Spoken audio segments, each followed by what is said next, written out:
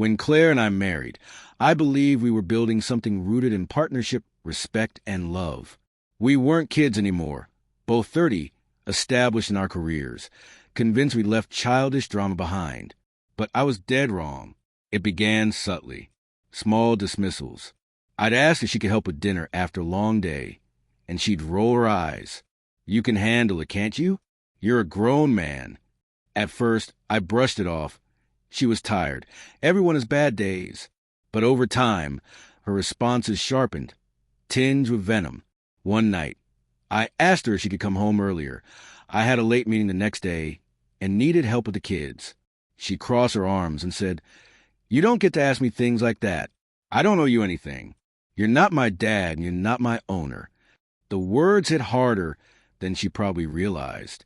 This wasn't about timing or chores. It was about respect. I wasn't trying to control her. I was trying to function as a team. But to her, any request from me was a threat to her independence. The bitterness spilled over into everything. Questions about finances were met with, "It's my money. I make more." Asking about late nights out brought, "You're just insecure." It became a constant tug-of-war. She asserting dominance. Me left standing in the ruins of what I thought was an equal partnership. The breaking point came one Saturday morning. I suggested we plan a vacation. We hadn't taken one in years. She laughed, cold and sharp. "You're ridiculous. If I want a vacation, I'll book it myself. You don't get to dictate my life." It wasn't just the words. It was the look. Cold, dismissive, like I was a roommate she tolerated. That's when it hit me. She didn't see me as her husband anymore. She saw me as an obstacle, a nuisance, someone to rebel against. And the man who once believed in patience and compromise now stared at the wreckage of his marriage, wondering how long he could endure it. After that morning, something inside me shifted. I stopped excusing her behavior, stopped smoothing things over. I began noticing the stark difference in how she treated me versus everyone else. To friends, she was warm, generous, charming. To me, the man she shared her home and life with, she was sharp, dismissive, sometimes cruel.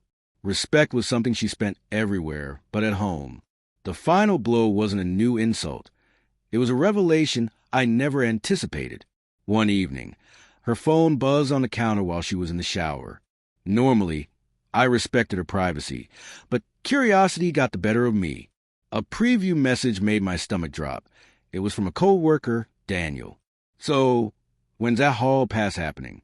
You know I'm ready whenever you are winking face." My heart pounded as I scrolled through weeks of flirty texts, inside jokes, and borderline plans. The worst part? Her replies. She hadn't shut him down, hadn't mentioned she was married. Instead, she teased back, laughing, "Maybe one day my husband will finally approve."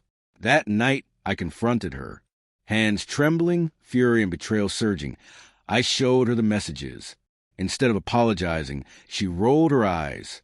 "You're being dramatic. It's harmless fun. You don't get to police who I talk to." That was the final nail. Not just the words, but the tone, the total absence of remorse. I realized she didn't see anything wrong with disrespecting me or our marriage. So I made a choice. Calmly, deliberately, I told her she believed I wasn't owed basic respect. Then she didn't deserve the role of my wife. That night, I packed her bags and told her to leave. She laughed at first, thinking I was bluffing, but when she saw my determination, the laughter died. For the first time, she wasn't in control. The following weeks were a blur. Paperwork, awkward explanations to friends and family, long nights replaying where it all went wrong. But amid the pain came clarity. For the first time in years, I felt like myself again. The voice she had silenced with sharp words and cold dismissals.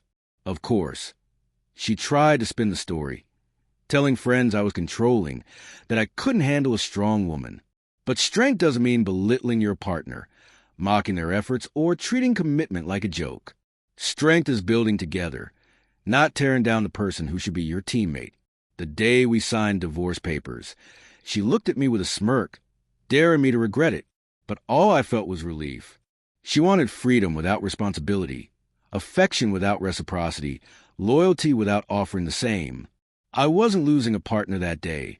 I was freeing myself from someone who never saw me as an equal. In the month that followed, peace returned in small ways. Quiet mornings with coffee, long runs to clear my mind, reconnected with old friends who'd noticed how withdrawn I'd become, and the realization that love should never feel like a battlefield where one person always loses. She once told me I wasn't owed respect, that I had no right to expect it. Looking back, I see now, respect isn't demanded. It's earned by being in a partnership built on trust. She never gave me that, and that's why she lost me. I don't know what became of her life.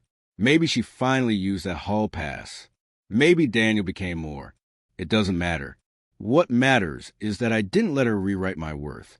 Walking away was the hardest choice I've ever made, but it was also the one that saved me.